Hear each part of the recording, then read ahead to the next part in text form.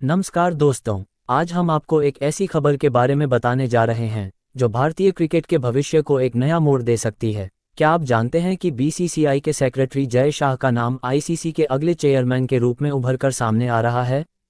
हाँ, आपने सही सुना। लेकिन क्या वाकई जय शाह इस पद पर आसीन होंगे? इस खबर में ऐसा क्या खास है जो क्रिकेट प्रेमियों के दिलों की धड़कनें तेज कर रही है? चलिए इस रहस्य से धीरे धीरे पर्दा उठाते हैं और आपको बताते हैं इस खबर के हर पहलू को विस्तार से। हाल के दिनों में क्रिकेट जगत में एक चर्चा तेजी से फैल रही है। क्या बीसीसीआई के सेक्रेटरी जय शाह अगले आईसीसी चेयरमैन बन सकते हैं? ये सवाल इसलिए उठ रहा है क्योंकि मौजूदा आईसीसी चेयरमैन ग्रेग बार्कले ने घोषणा की है कि वे तीसरा कार्यकाल नहीं लेंगे। उनका कार्यकाल 30 नवंबर को समाप्त हो रहा है और इसके बाद आईसीसी के शीर्ष पद के लिए एक नई दौड़ शुरू हो चुकी है। जय शाह का नाम इस दौड़ में सबसे आगे बताया जा रहा है, लेकिन अभी तक बीसीसीआई या जय शाह की ओर से इस बारे में कोई आधिकारिक बयान नहीं आया है। हालांकि क्रिकेट के जानकारों का मानना है कि जय शाह की दावेदारी इस पद के लिए बेहद मजबूत है और वे अंतर्राष्ट्रीय क्रिकेट के सबसे महत्वपूर्ण पद पर आसीन हो सकते हैं। आईसीसी चेयरमैन बनने की प्रक्रिया और जय शाह की स्थिति के बारे में चर्चा करते हैं। आईसीसी चेयरमैन बनने की प्रक्रिया बेहद जटिल और कठिन होती है।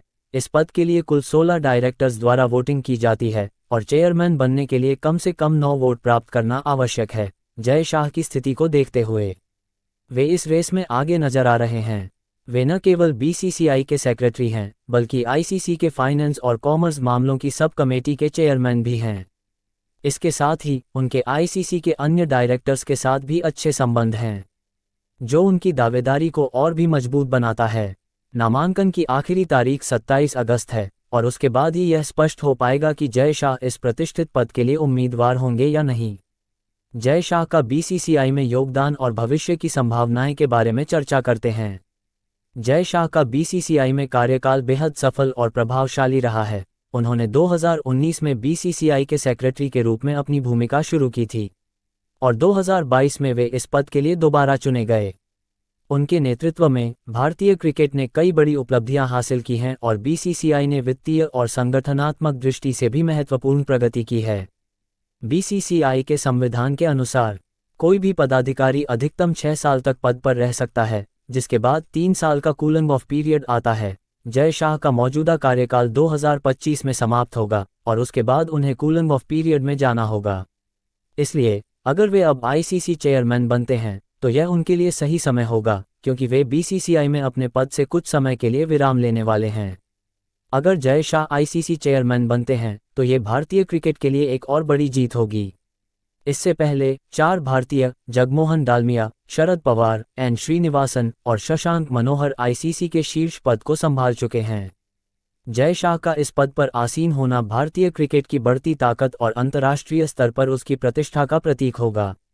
उनके नेतृत्व में आईसीसी की नीतियों में बड़े बदलाव हो सकते हैं, जो क्रिकेट के विकास के लिए लाभकारी हो सकते हैं। जय शाह का व्यापक अनुभव और उनकी रणनीतिक दृष्टि विश्व क्रिकेट के लिए नई दिशाओं को खोल सकती है। तो दोस्तों, क्या जय शाह का आईसीसी चेयरमैन बनना तय है? और अगर ऐसा होता है तो भारतीय क्रिकेट पर इसका क्या प्रभाव पड़ेगा? इन सवालों का जवाब आने वाले समय में मिलेगा, लेकिन फिलहाल इस रोमांचक यात्रा का हिस्सा बनकर आप भी इसके हर मोड़ पर नजर रखें। अगर आपको यह वीडियो पसंद आया हो तो लाइक, शेयर और सब्सक्राइब करना न भूलें। हम आपके लिए इसी तरह की रोमांचक और जानकारीपूर्ण खबरें लाते रहेंगे। धन्यवाद।